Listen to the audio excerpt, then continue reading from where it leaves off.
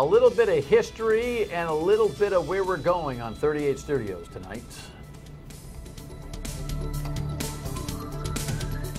Welcome into my state of mind. I am Dan Yorke, and you're catching me hook up. You know why? Because I forgot to put my earpiece in, and when that happens, you know what? You have no idea. You think you had a hard week? I had a pretty difficult one, but there I can. Now everything is clear, audibly, visually. Thanks for your patience with me. I really appreciate you watching here on MyRI TV at 7:30 and 11:30, and again on Fox Providence each and every midnight. We're pretty casual here, obviously. 38 Studios is a conversation that is now repercolated because the documents have been dropped in the civil litigation between the state and the defendants who brought us this wonderful debacle of $75 million in principal loss, $100 million with interest payments due based on a company that went defunct. And now that everyone's kind of reinvested in this, the media is reinvested and all that, I think it's kind of important to kind of still tell at least one aspect of how the story started now that we're learning more things about the documents and what they tell us. And a little bit later on, we'll meet a local resident in Cumberland who got enough attention that the speaker actually responded to him in terms of what we should do going forward. Here's the headline that we begin with, though, this evening. Former lawmaker says 38 Studios documents prove he was duped. Well, you know what the truth of the matter is? The whole doggone legislature, minus a couple, were actually duped. Former State Representative John Brien is my guest. Long time no see, buddy. How are you? Great. Thanks, Dan. Good to be back. Good to see you. You lost an election in 2012. The opponent beat you over the head with 38 Studios. And in a way, you may have been an innocent victim in all of this. At least that's how you perceive it, and I might just buy into that argument. Tell the story of what happened. You were an original sponsor of the legislation that created the $125 million loan guarantee program, which was the financial backing and basis for the 38 Studios situation.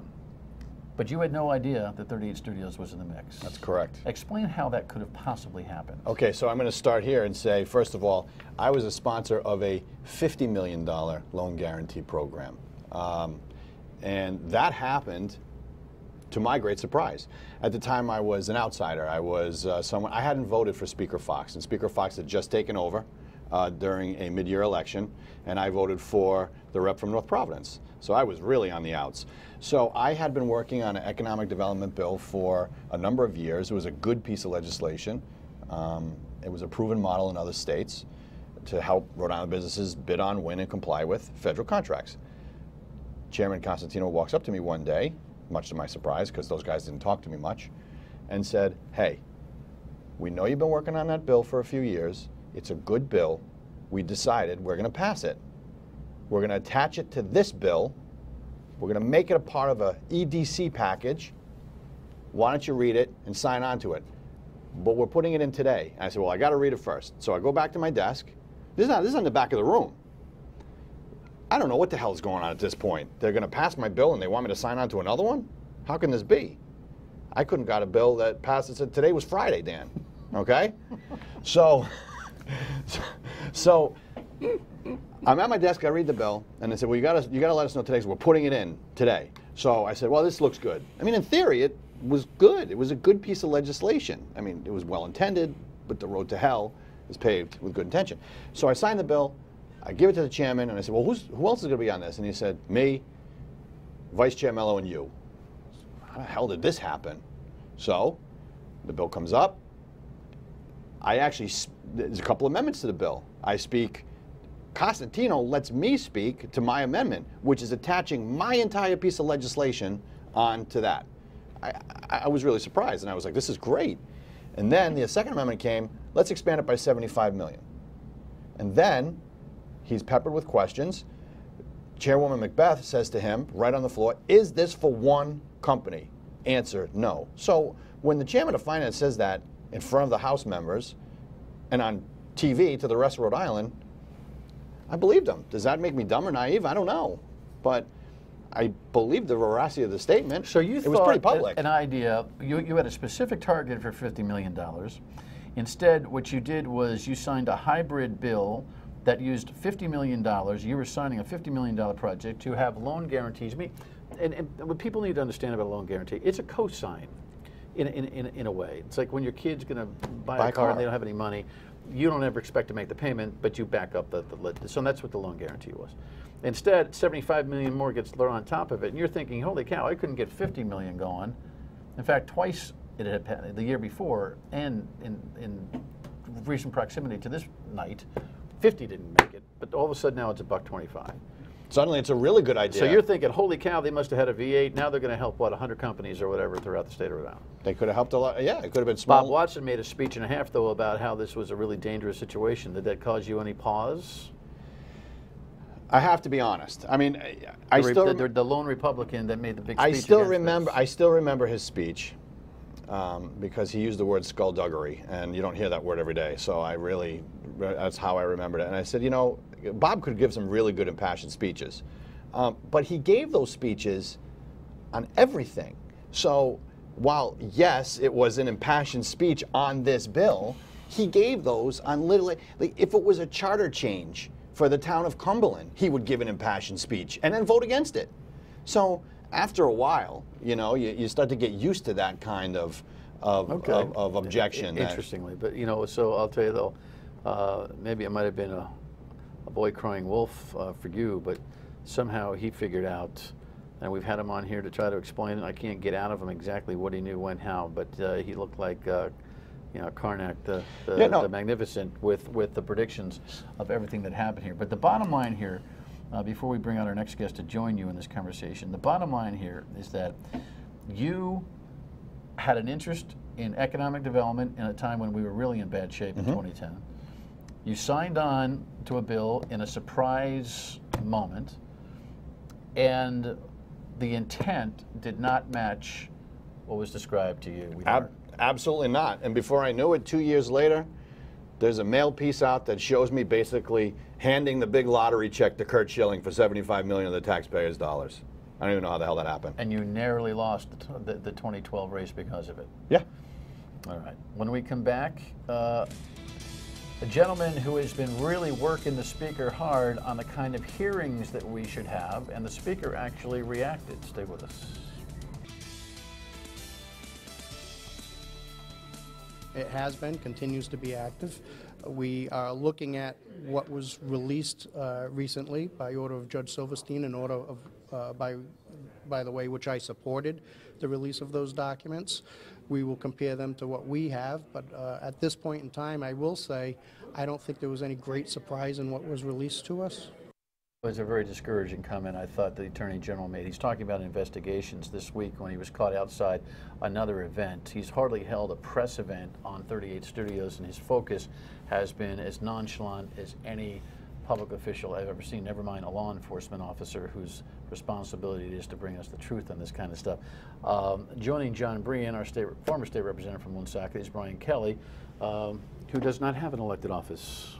Not anymore. No. Were you a school committee guy in Cumberland? In Cumberland. Yeah. Welcome. Thank you. Nice to have you.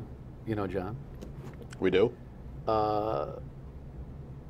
You got a reaction from the House Speaker this week. Jess, can we put that headline up?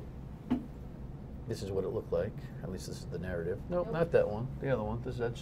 Each one of these guys has their own headline, interestingly enough. Nick Mattiello, House plans oversight hearings on 38 Studios. Inside that story, the Speaker of the House responded to your ideas / criticism of what's being discussed about hearings on 38 Studios. Tell me what your thought process is. Well, I think from me, looking at it from the average person, from the outside, I think that the feeling is that there is no trust of the citizens, of individuals at the State House. And I think that they want an independent set of eyes to look at this. And this thing is dragged on for so long. And in my opinion, Speaker Mattiello has shown no leadership on this issue. He has been all over the place when it comes to having an investigation by the House Oversight. You know, it started with Speaker Fox when Speaker Fox appointed Representative Marcello to oversight, but didn't give him subpoena powers. But now we can look back and understand why it is at Fox. And co-chairing the original paper-pushing oversight committee, and there has been one, folks, if you haven't been paying attention. It did its work, what, last year, and what was the time frame on that? It was... Well, the first one was 2013, I think. And Karen Macbeth, the representative from Cumberland, was involved in that. We had her here talking about it. You were a supporter of Macbeth. You've gone south on her, correct? Yeah. Why? I think just friendships take different directions. Is it a personal thing or is it a political thing? Well, I think now it's become both. Well, what is it? Spit it out. Why are you no longer supporting her? Because she's going back into the saddle for the next set of oversight hearings. Yeah. And I want to get your perspective on I think some this. of the votes that she's taken, not votes I would have taken. And I think if somebody's going to vote that way, I can't in good All right, so faith. Your criticism of her is not on 38. Well, it's part of it. And I think part of it is how it? she's handled her position as chair. Meaning? I, myself, would have used that as a bully pulpit. If Mattiello didn't give me subpoena powers, I don't care if I'm the only person sitting at an oversight hearing. I'm going to be there with the press because somebody has to show leadership on this issue to get the answers out. Okay, so while she was viewed as tough by some, you didn't think she was tough enough in the last go-around, and she should be asking for subpoena power, which is not just looking at documents, but saying, hey, you, get in here, sit down and answer some questions. How do you feel about the whole oversight process and the hearing process, John, as a former rep? I mean, she's been a pretty loud advocate for getting subpoena power for her committee. You know, the committee process is one that if she was, and as a former legislator I can say this, if she was out there saying, in a room by herself saying, well, I want subpoena power, and as that continued, she wouldn't be the chairwoman too much longer. I mean, that's just the way that it is. So I think that she's trying to work within the framework that's made available to her. I find that she's been quite aggressive on this issue. And I would like to see subpoena powers granted to the Oversight Committee so that they're not just looking at documents. And I think that they could make a whole lot of headway. I mean, to the extent that Speaker Mattiello has said that it's a legislative and not an investigative body, to some extent that's true, but there is investigative powers that, you know, that the House does have should they choose to exercise. And ultimately, that's their call. Right, because when I called him out last year. I wanted him to be the first to testify in front of House Oversight. His response to me, he didn't know anything about 38 Studios. Well, that's fine, but I was looking more towards somebody to show Well, he could leadership. come and say it and establish that there's at least a track of testimony. And then it opens the door for other people to show up in front of House Oversight to get on the record what it is they knew and what they didn't know. And at the time, as you just said, he said, investigators investigate, legislators legislate. Well, now he's come full circle and said, we're going to investigate. Yeah, well, I think there's been a lot of pressure. I know, you know, from my bully pulpit, I've been pounding the speaker for hearings, and also the governor. We'll talk about her in a second, and they may be able to simultaneously attack this thing. We had a lull in the attention on 38 Studios until this deposition drop finally occurred in the civil litigation that the state has got going against these defendants, trying to get some of them. We've got some tens of millions of dollars back, but not nearly enough based on the principal and interest payments. What we've learned here through the documents and through some of the journalism is that former Speaker Gordon Fox clearly knew what he was up to in getting a $75 million deal. Stephen Constantino, the gentleman you referred to, who asked you to sign on to legislation, John, clearly knew what this is all about, although he's in a job in Vermont right now, hiding from everybody and not telling any, and his depositions are all, I can't remember. Reflection on that, do you think there were any other players in the legislative leadership or on the House floor that knew it was in the hopper? It's clear from the documents that those two guys knew, and Chairman Constantino has been MIA ever since this all began. Look, I can remember certain inane votes I took, testimony I gave, testimony from others. So to say that I don't recall over and over, that's just not credible. I mean, it's just not. Do I think others were involved? I don't know. I just don't know. I mean, obviously it has to happen at the very top. And at the time, like I said, I was on the out. So they wouldn't be talking to guys like me. You know, the guys that were, and I know at the time, they felt, Gordon Fox felt as though Nick Mattiello was put upon him as part of the deal to get the speakership. So he was largely cut out. And the vibe on the floor at the time was largely, you know, the speaker and the majority leader really aren't working together, and he was really just Which is probably true, because I recall knowing that Speaker Mattiello, I'm sorry, the majority leader, then Majority Leader Mattiello, literally had a campaign running against him in Cranston, sponsored by Fox and some of his allies. I know that was some of the behind-the-scenes politics. So, but here's what I don't get. There's two cement heads in this entire process.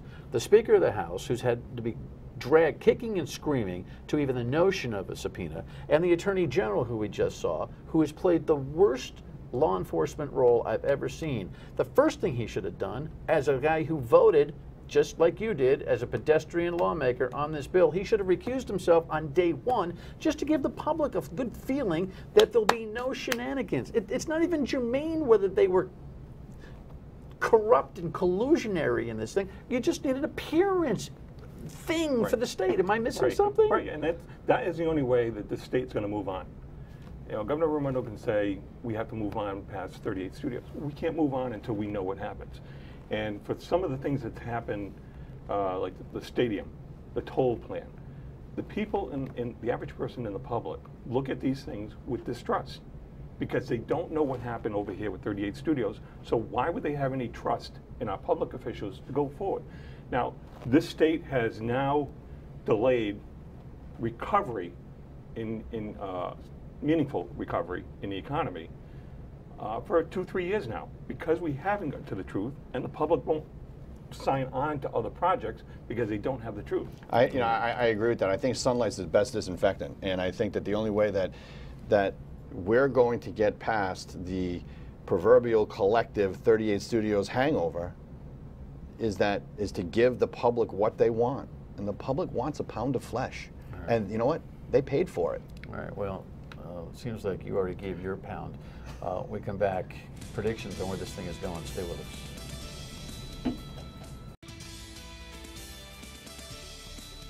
You know, frequently when someone comes forth with a new idea, say, oh, well, we can't do that because of 38 studios. Oh, that's another 38 studios. We can't do that. Well, you know, that's what Brien was speaking to in our last segment. The governor has this misimpression that we can wish the angst of this dilemma away. It's 5 years too long, or at least 3 or 4 years too long. We should have had a legislative contingent that was so angry about what they passed on a stealth basis that they wanted pounds of flesh from the leadership. Why didn't that happen? Why didn't that happen? I think ultimately... Why didn't you scream from the top of your lungs? It might have saved your 2012 election. You might have looked like somebody who had proof that he was duped. I believe your story completely, but you weren't in a position, or didn't put yourself in a position to say, hey, of course, you know, the whole thing came tumbling down, what, in the company came tumbling down in 2012. Somewhat commensurate to when you were running for re-election. Correct. Yeah. And so the only thing I could do was, you know, I didn't do it. I didn't do it. But in politics, perception is reality. Why weren't you screaming for the leadership to do its job, the likes of which Brien is asking for, which was hearings, subpoenas, cleanse us, shine the light? Look, the reality is that, you know, my opponents and his benefactors, they saw an opening, and when they spend tens of thousands of dollars on mailers saying that, you know, I gave the money to Kurt Schilling, it's hard to beat that. So no matter what I said, it was, look. Well, forget your election. But what else could I have done after that? Every one of the lemmings in the legislature has rolled over and said, I don't nothing. And the people who've run and been in there since say, it wasn't my place, I wasn't there. Rather than having the fortitude to say, and the understanding to say, we can't move forward in the state until we get that pound of flesh, and we tell the story in full, and package it and put it away. Don't you subscribe to that now, right? Of course I do. Who doesn't? And what should have happened... Well, why is it taking so long? But you're exactly right. What should have happened is that putting the speaker aside, 74 members should have gone up and screamed. And if it cost the speaker his position, that's what should have been the cost to the speaker for not following what the 74 reps wanted. That the speaker now is saying, okay, hearings, and whatever fledgling way he puts that together. You actually are saying, what? You don't want want reps to run hearings. I don't. I'm not saying the rank and file reps were involved, but I'm looking at it from the average person. I don't trust anything that goes down there regarding So this what, situation. you want an outside I player? want an outside, you know, Like a independent prosecutor or something. Like I mentioned. Did you mention Doherty? I mentioned Brendan Doherty. Brendan Doherty, Colonel Doherty. Somebody who has a reputation. On behalf of the legislature, or separately from the legislature? I don't care who appoints See, them. I think the legislature needs to establish that it can police itself. And I agree with that. I mean, I think that, you know, maybe this is Pollyannish of me, but I actually have still some faith in our elected leaders that you can, and there are good people in that room, okay, that you can find. And if you have to find people that, and the turnover has been really high, so I'm sure you can find people in that room that didn't vote on that bill back in 2010. And if that's what it takes to get them on, but it takes someone like Chairwoman Macbeth to be the chair of that committee, and I do have full faith in her because she asked the right questions on that day. Did she ultimately vote for it? Yes. So did I. So did everybody else. But I know that her intent is in the right place. And I think based on what we know now, we'll judge the hearings based on the veracity of the interrogatory, right? I've been dying to be subpoenaed, but no one wants to talk to me. But we all know what goes on at the You're State here. House. What? I mean, we all know what goes on at the State House. 14 members of that oversight, 7 were there, 7 voted yes. Even if you put all 14 there who weren't there in 2010, in the future, they all want legislative grants.